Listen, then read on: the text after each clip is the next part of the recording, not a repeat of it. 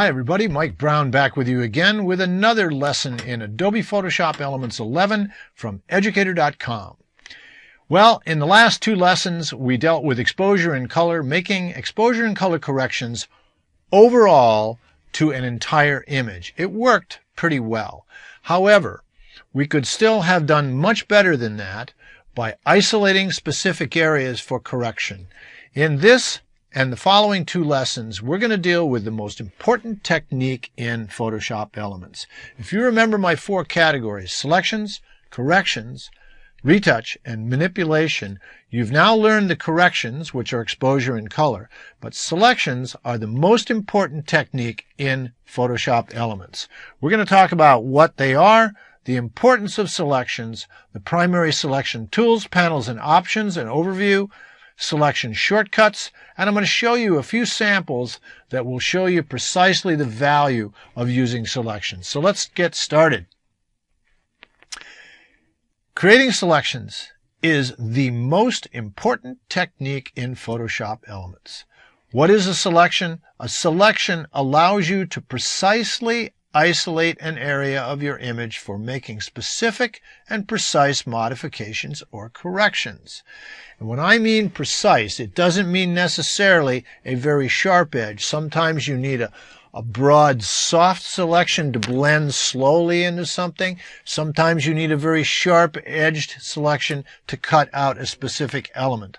Accurate selections immediately provide you the means to take your images to a quality and creative level far beyond just making the overall adjustments. This feature alone sets Elements apart from any of the many plugins and apps that claim to be able to work wonders to your images. In today's world, we've got smartphones, we've got tablets, we've got laptops. We're going to even have iWatches coming out pretty soon. All of these have photographic capabilities, and they all have little apps that you can buy to take your photographs and retouch them and fix them up and then pop them up on the web or print them. But they really only do generalizations. They're not super precise because you're dealing with, first of all, the tablets are pretty small and you're dealing with your fingers, not working with graphic tablets to make precision stuff. They're not really wide, but they do a decent job. But if you're working seriously in photography and you want your stuff to look absolutely flawless, even better than you can do with any of these apps, that's what Photoshop Elements is all about. And that involves selections, the most important technique.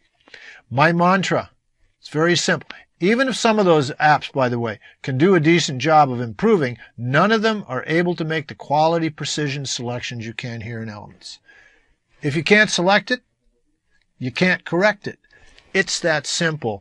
If a selection is not perfect and blends perfectly, the effects or corrections that you apply to the selected area will not blend flawlessly into the image and will immediately scream Photoshop. You've all seen it. You've seen pictures where somebody has stripped a person into an image and the edges are not perfect. You can see the little outline around it. You know darn well that it was fake. You've seen all sorts of stuff, hands, everything you look at, oh yeah, that's Photoshop. That's why photoshopped is a term in the dictionary, because of mistakes, not because of how great it is.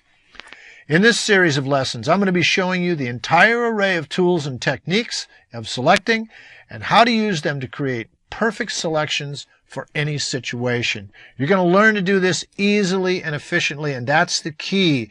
If you get bogged down spending a lot of time trying to make an accurate selection, you're going to give up and just move on.